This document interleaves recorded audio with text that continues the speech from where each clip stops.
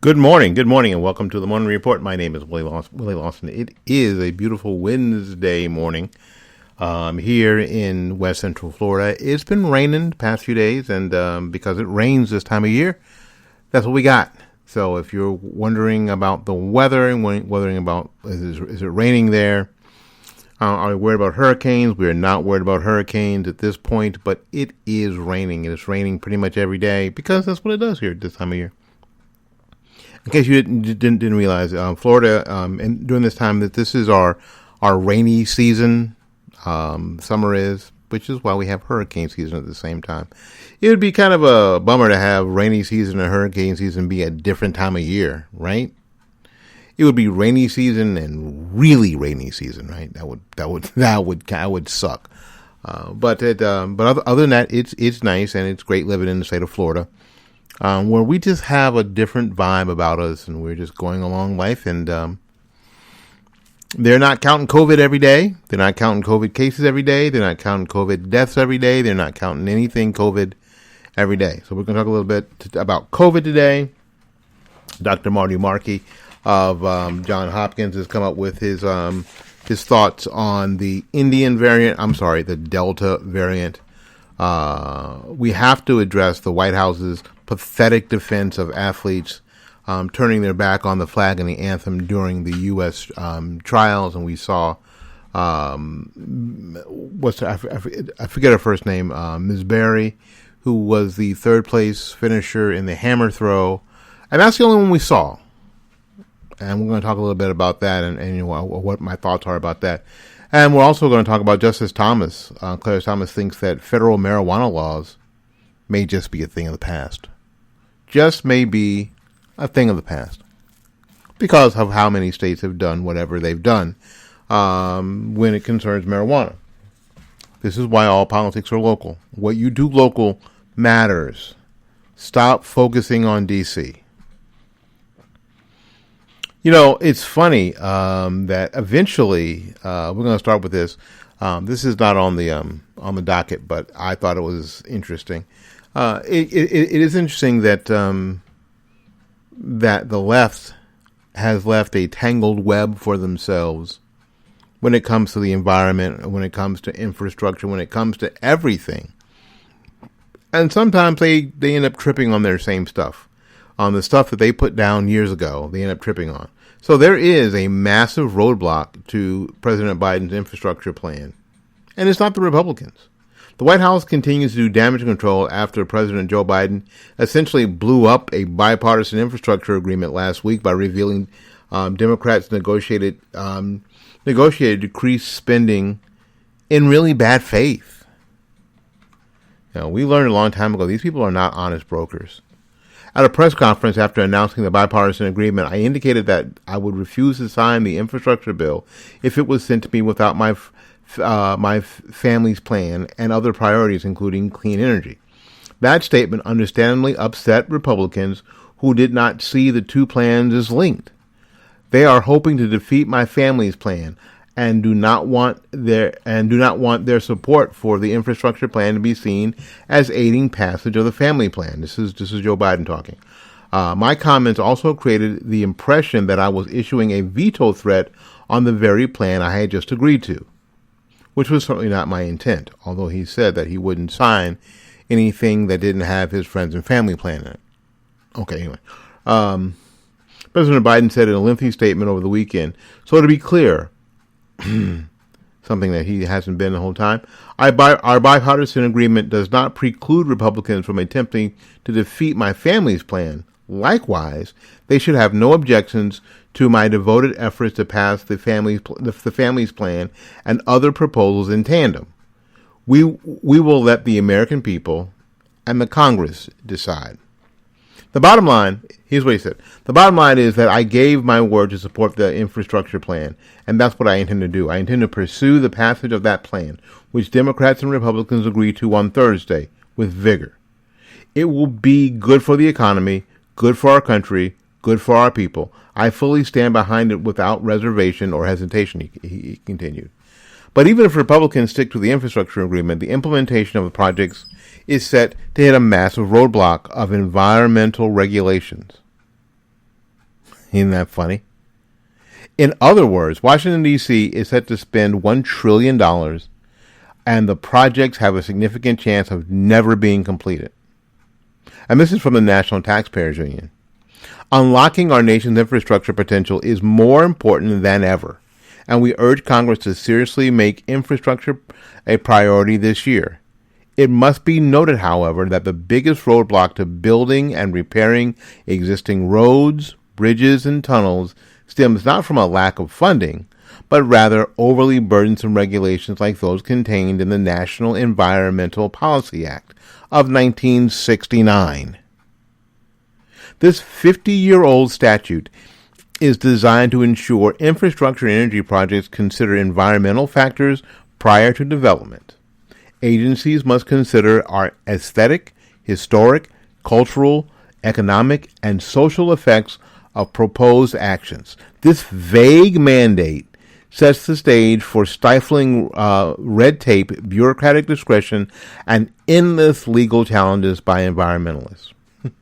The overall goal of NEPA is well intended: to protect the environment and the American people from overbuilding, pollution, and noise pollution. However, 50 years since its enactment, it's clear that NEPA has had a negative effect on the economy and jobs, as well as the ability to complete the new construction projects.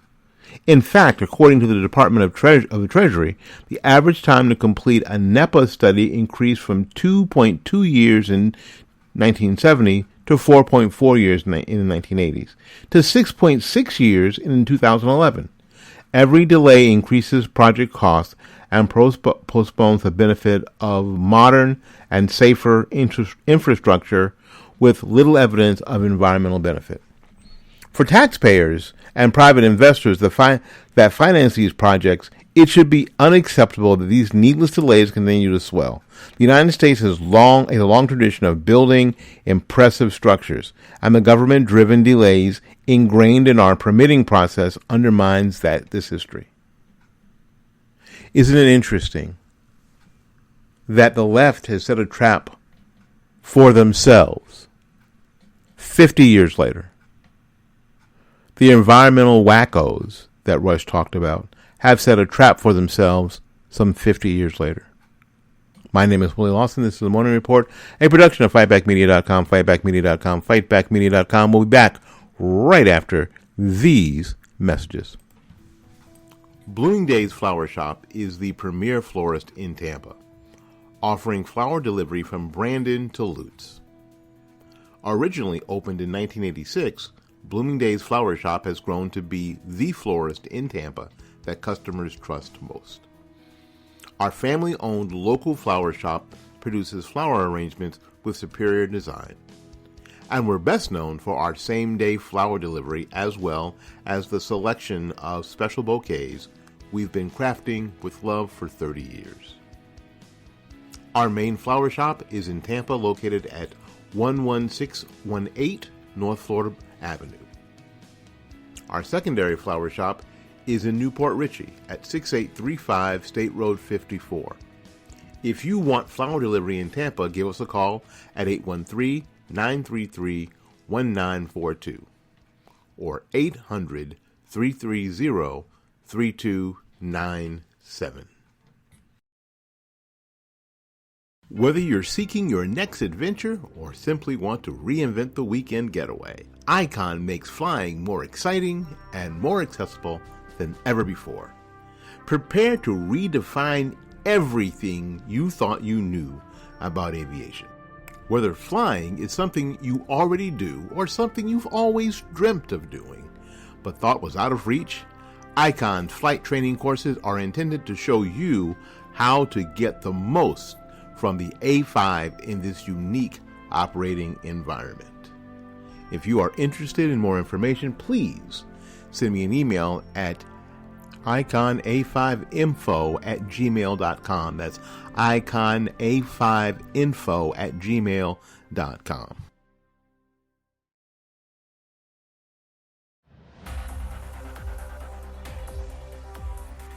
TheSwansonReport.net. TheSwansonReport.net. TheSwansonReport.net. a website that is dipped in truth and rolled in cogent conservative thought. Ready to challenge the mainstream media narrative with ease and aplomb. TheSwansonReport.net, TheSwansonReport.net. A conservative who seeks truth over the conventional statist wisdom, coming to you from the southern headquarters of FightbackMedia.com, your host, Willie Lawson. All right, thank you so much, Paul. Thank you for doing this announcement for us. We really appreciate it. Listen, if you haven't been to TheSwansonReport.net, TheSwansonReport.net, you are missing it. Fantastic commentary, fantastic viewpoints, and a wonderful way to put it on paper, to put pen to paper. There's not a better ride or die to have than my friend Paul Swanson at the SwansonReport.net. That's where you ought to be. And you can get there on the FightbackMedia.com website, because you just go under the More banner and click that, and 2 things later, there's the SwansonReport.net. It's embedded on the FightbackMedia.com website, because I liked it so much I wanted to be close to it. Just to be close. I just wanted to be close to it, so I did. All right, here we go. Clarence Thomas has long been a defender of freedom on the Supreme Court since he arrived there. A lot of people don't understand Judge Thomas because we believe that everybody is a Democrat or a Republican, and that's just not true, and that's never been true. And thank goodness it isn't true. My thought is that Judge Thomas is a lot, if you're going to line him up in one of these ideologies, is a lot closer to being a libertarian, and I was right all along. Because Supreme Court Justice Thomas Clarence has said on Monday that due to a large number of federal marijuana policies, federal laws prohibiting the drug may indeed be unconstitutional. Because, again, if people ask, there are too many laws. Everybody wants a law about this, a law about that. There are already too many laws. And these laws, according to to Clarence Thomas, may have made some of the federal laws unconstitutional. Thomas, one of the 6 conservative judges on the bench, spoke of the country's federal marijuana laws after the court refused to hear an appeal from a Colorado medical marijuana dispensary that was denied tax breaks that other businesses were granted. A prohibition on interstate use or cultivation of marijuana may no longer be necessary or proper to support the federal government's piecemeal approach, Thomas wrote in a statement. He said the 2005 Supreme Court ruling in Gonzalez versus Reich, which maintained federal laws that prohibit the possession of marijuana for any use, may now be outdated as cannabis has been legalized by many local governments. Federal policies over the past 16 years have greatly undermined its reasoning, Thomas opinion read. One comprehensive, the federal government's current approach is a half-in, half-out regime that simultaneously tolerates and forbids local use of marijuana. This contradictory and unstable state of affairs strains basic principles of federalism and conceals traps for the unwary. 36 states currently permit medical marijuana usage, and 18 allow recreational use, according to the National Conference of State Legislatures. The District of Columbia allows marijuana use under both circumstances. However, businesses are not able to deduct marijuana business expenses under the federal tax law, as Thomas pointed out. Under this rule, a business that is still in the red after it pays its workers and keeps the lights on may nonetheless owe substantial federal income tax, Thomas wrote. Federal prosecutors have been told by the Department of Justice not to investigate cases against marijuana businesses that follow their state laws. Since 2015, Congress has barred the DOJ from federal spending aimed at preventing state governments from enacting their own marijuana laws. However, the Internal Revenue Service's enforcement of rules that exclude pot growers and dealers remain.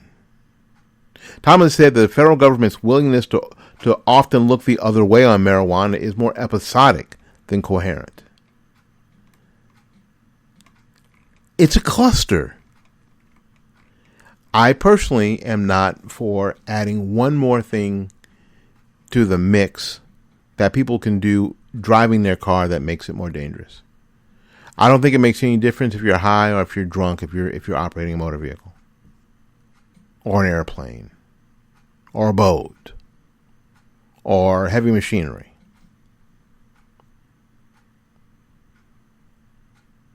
However, we may be at the point where this is, again, we're talking about how important local laws are. That if you are going to fight this war on drugs, you have to fight it in your own backyard. It may be okay that D.C., that you can go and you can light up in D.C. or Denver or Las Vegas, but it may not be okay to light up in Tampa, Florida.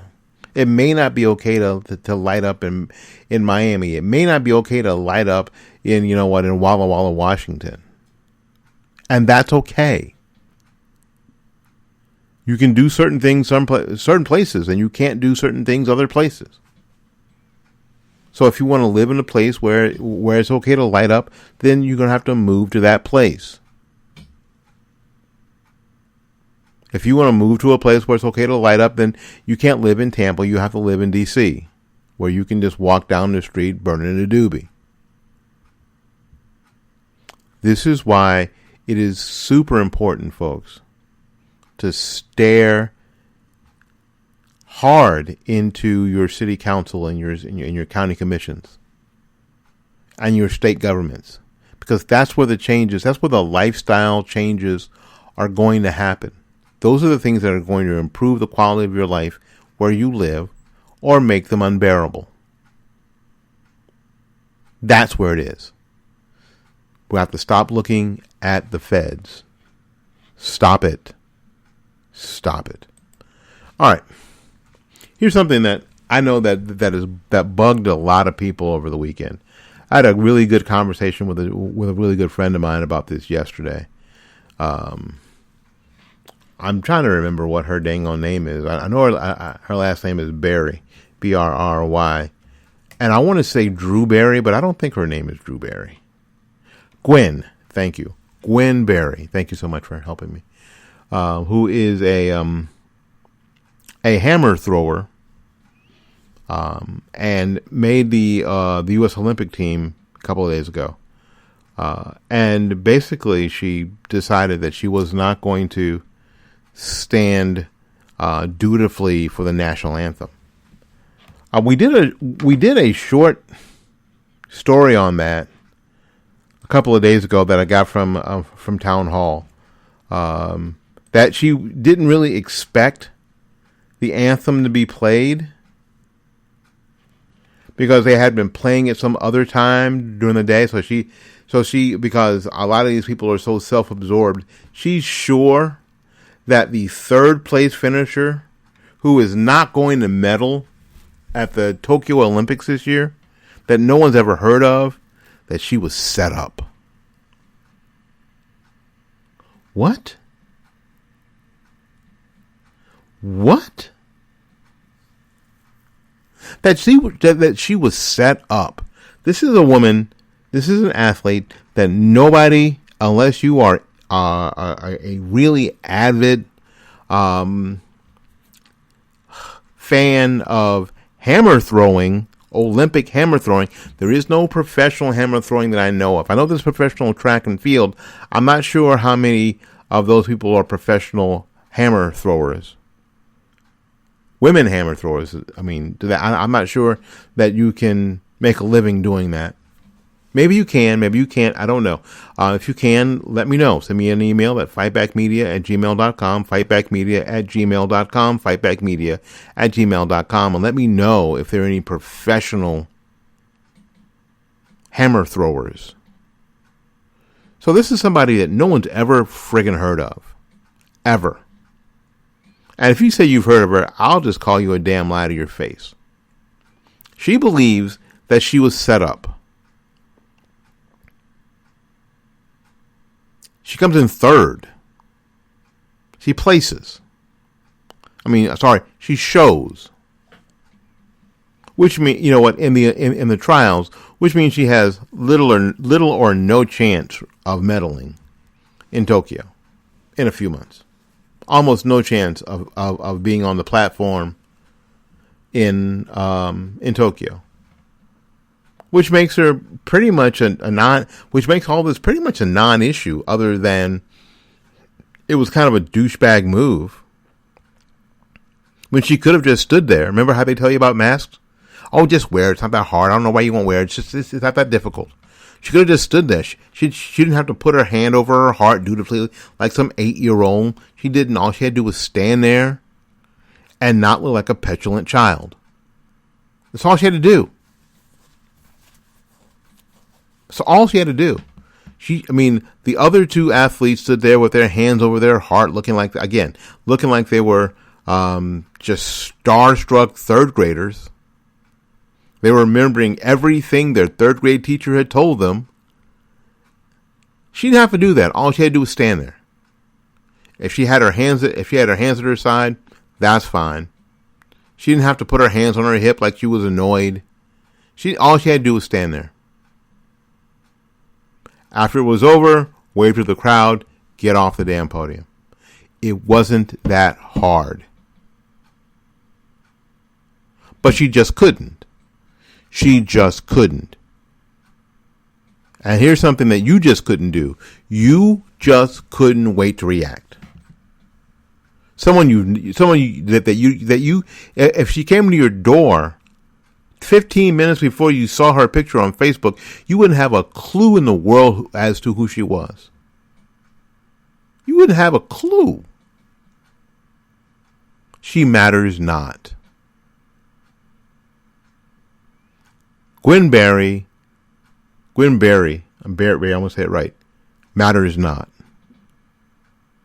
If you're upset with Gwen Berry, you're upset at the wrong person. You're upset at the wrong entity. You're pointing your frustration fire extinguisher at the tip of the flame and not the base of the fire. The base of the fire is the atmosphere that we have built in this country, that we've allowed to go in this country for the past 30 years. That we have said it's okay to hate your country. We have let schools foment this sort of wanton disrespect for our nation. We have let the media run with it. We have let government officials run with it. So now, when the tickling flame burns you, you want to soothe that. You want to get rid of the flame. Gwen Berry is just a flame. She's a tickling flame. She's not the source of it. This is not her deal. She's not the cause of all this. She doesn't even count. She doesn't even measure in.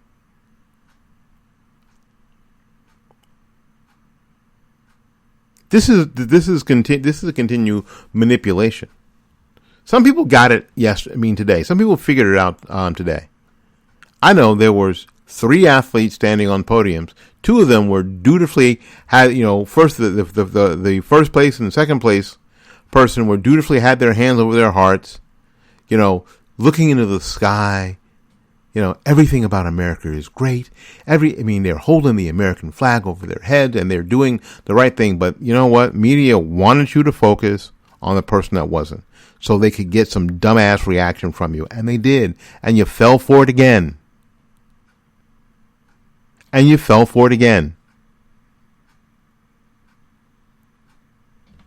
Here's the White House's reaction. That's my reaction. Here's the White House's reaction. Jen Psaki, circleback girl. The White House is defending Olympians who turned their back during the national anthem and the U.S. flag during the qualification trials and official games, which will be held in Tokyo later this year. Under questioning from Fox News' Peter Doocy, Monday, Press Secretary Jen Psaki, circleback girl, was asked about athlete Gwen Berry turning her back on the U.S. Flag and anthem over the weekend after coming in third at trials. Does President Biden think that this is appropriate behavior for someone who hopes to represent Team USA? Do she ask? Well, I haven't spoken to the president specifically about this, but I know he's incredibly proud to be an American and has great respect for the anthem and all it represents, especially for our men and women serving in uniform around the world, Psaki said. What? Did you just have a break with reality? Did you not hear what I asked you? He would also say, of course, that part of that pride in our country means recognizing there are moments where we as a country haven't lived up to our highest ideals, and means respect and rights for people gathered, granted to them in the constitutional, to peacefully protest. What? Others argue if Olympians want to represent the United States, especially internationally, they should respect the flag and anthem. Republican Congressman Dan Crenshaw is calling for Barry to be removed from the team. Okay, I like Dan Crenshaw. Be quiet. I do like Dan Crenshaw. But, Dan Crenshaw is being sucked in to the same nonsense that doesn't matter. And as I'm looking at this picture, there are, again, the two athletes, the first place and the second place finishers, are standing there at attention. One of them, the top winner, Price, is standing there with a big old freaking grin on her face with her hand over her heart.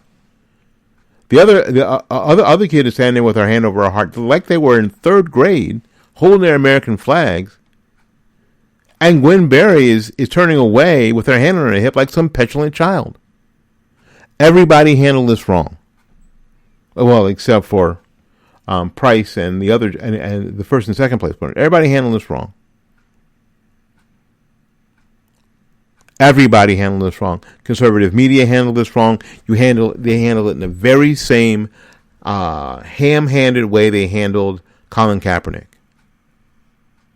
Forgetting all the people, all those athletes and all those coaches and all those media people who were standing dutifully for the anthem. They had to find freaking Colin Kaepernick. They had to find him sitting on the back of one of the crates, to find him to make a big deal about it. And you just fell for it. Hook, line, and sinker. Frankly, who gives a damn about Gwen Berry? Who gives a crap? I know that it bothers you. It shouldn't.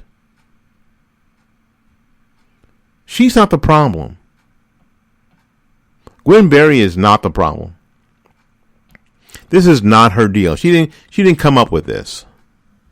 She's part of she's a symptom of a problem that has been festering in this country for 50 years that a lot of Republicans, that a lot of conservatives have refused to address.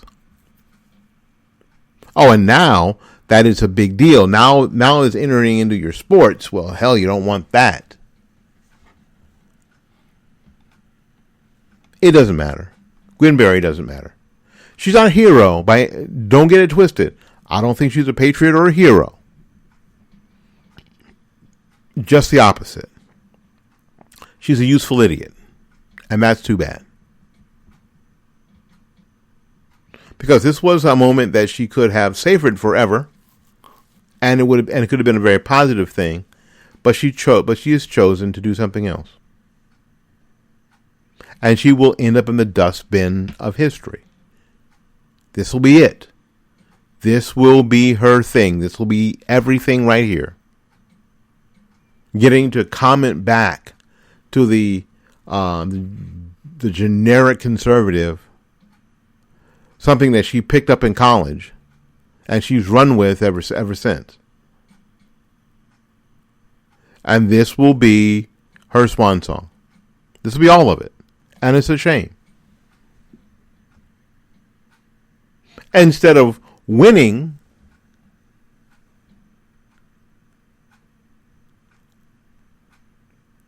and operating from a position of strength, now she's operating from a position of the petulant child. It's a shame. If you're mad at somebody, be mad at the U.S. Olympic Committee.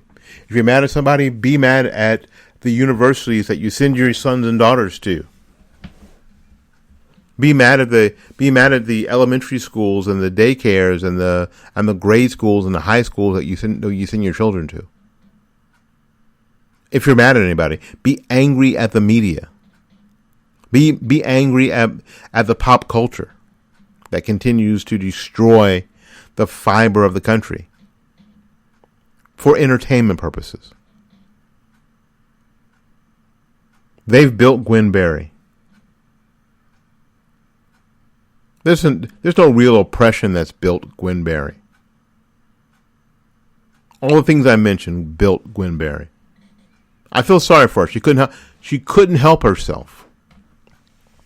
She couldn't, as a grown person, help herself. She couldn't. She could not grab a hold of herself and say, I can get through this 2 minutes. As an adult, she could not get through those 2 minutes. Her life has not been that bad. You know it and I know it. And that's too bad. All right, we're going to go a little break. We'll be back with more of the morning report right after these messages. Blooming Days Flower Shop is the premier florist in Tampa, offering flower delivery from Brandon to Lutz. Originally opened in 1986, Blooming Days Flower Shop has grown to be the florist in Tampa that customers trust most. Our family-owned local flower shop produces flower arrangements with superior design.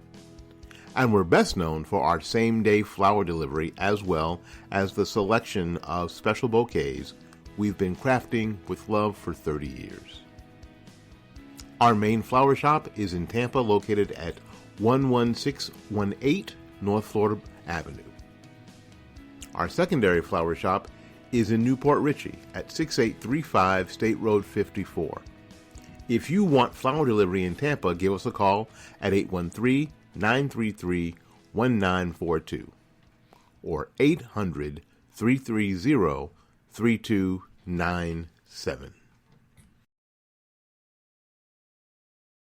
Whether you're seeking your next adventure or simply want to reinvent the weekend getaway, Icon makes flying more exciting and more accessible than ever before.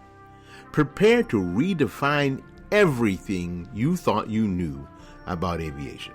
Whether flying is something you already do or something you've always dreamt of doing but thought was out of reach, Icon's flight training courses are intended to show you how to get the most from the A5 in this unique operating environment. If you are interested in more information, please send me an email at iconA5info@gmail.com. That's iconA5info@gmail.com.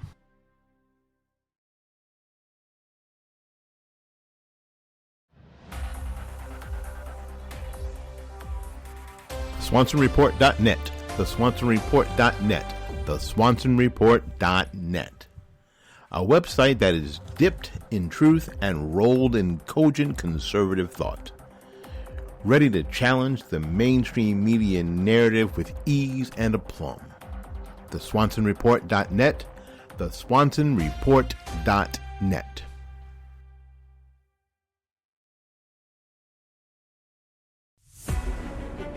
A conservative who seeks truth over the conventional statist wisdom, coming to you from the southern headquarters of FightbackMedia.com, your host, Willie Lawson. All right, we're back. Thank you ever so much for spending some time with us today. We know that the most important thing you have is your time, and the most valuable thing you have is your time, so thank you for spending some time with us today. We really appreciate it. Listen, and I know a lot of people feel strongly about the piece that I just did. A lot of people feel really strong about that, and that's fine. And that's super that you do. Go ahead and send me an email, no matter how you feel, at fightbackmedia@gmail.com. Send it to fightbackmedia@gmail.com. I'd love to hear from you. I really would love to hear from you, no matter what. No matter if you agree with me, no matter if you think I'm crazy, no matter if you think I'm a loony leftist, whatever it is, or if I've been fooled about whatever, because I'm sure that I'll get all of it.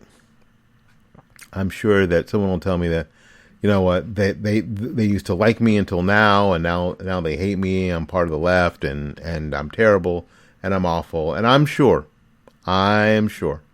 I'm going to get it all, and that's okay. That's okay. I'm a big boy. I can take it. Send me an email at fightbackmedia@gmail.com, fightbackmedia@gmail.com, fightbackmedia@gmail.com.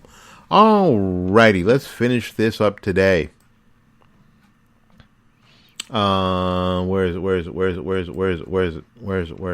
I have stories every way in my own stack of stuff.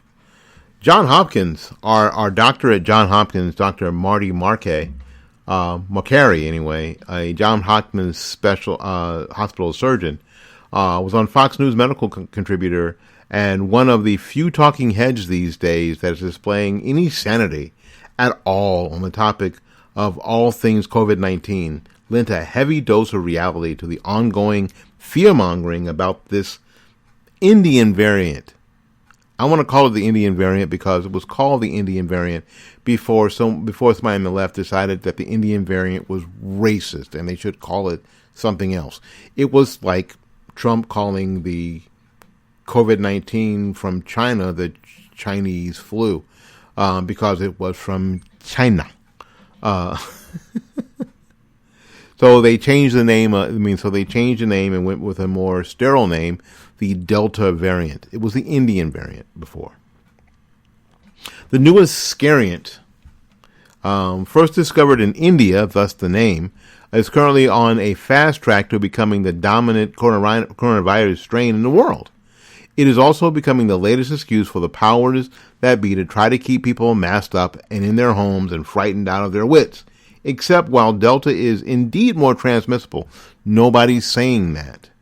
There's no evidence that it's any more deadly than previous strains. And since the elderly and vulnerable mostly have their natural or vaccinated immunity, its infection of mostly younger people so far doesn't appear to be resulting in any significant upsurge in U.S. hospitalizations or deaths. Do you hear me? Because most of the older people either have their natural immunities because of vaccination, or they've had the Rona. The infection of mostly younger people so far does not appear to be resulting in any significant upsurge in U.S. hospitalizations or deaths. During a Tuesday appearance on Fox News America Reports, Markay called L.A. officials' Delta-induced recommendations of indoor masking overkill. Overkill. You're going to hear a lot of fear-mongering about this Delta variant, so let me break it down. It's about 40 to 60% more transmissible, but no evidence is more deadly. We were told the B111 mutation was more deadly, and the research came in showing that it's not. But because it's more contagious, we're seeing those who are not immune, primarily young, see more cases. We're also testing too many people who already have immunity. That's in violation of the CDC guidelines. Nursing homes, hospitals are testing people already immune with no symptoms, and that's what's driving up some of the case numbers that look like the Delta hospitalizations. So we're not seeing a surge in cases, but we're probably going to see a surge in PCR tests among these asymptomatic with colonized Delta strains in their nose. But they are not transmissible, and they are not sick from the illness. Markay went on to criticize Dr. Anthony Fauci for recently calling Delta the greatest threat in the U.S. I think it's used to manipulate people to get vaccinated, he said. And I'm for vaccines. But this has turned into a tool to coax people into it. Listen to the language. Our biggest threat. This is not our biggest threat. This has the same case fatality rate and primarily infecting young people who have a case fatality rate similar to the seasonal flu. And also listen to Dr. Fauci's language. Seeking elimination. We shall not be trying to seek elimination. That's an elusive target that we are going to try to do if we're going to be in this state forever. We've said here on the show that it's never going away. Because as soon as we have alpha, beta, delta, gamma, gamma is next. The gamma variant, wherever it comes from, is next. And that's just how it is. That's the nature of this. If you remember any of your 8th grade biology, this is the nature of what these things do. Right? Thank you, Dr. Markay. Thank you for being on the side of sensible human beings. Really, really appreciate it. All right, we got to get out of here and make room for somebody else. So until we see you again, go out there and learn something, love somebody. And for goodness sakes, y'all take care of yourselves. We will see you when we see you. Bye-bye now.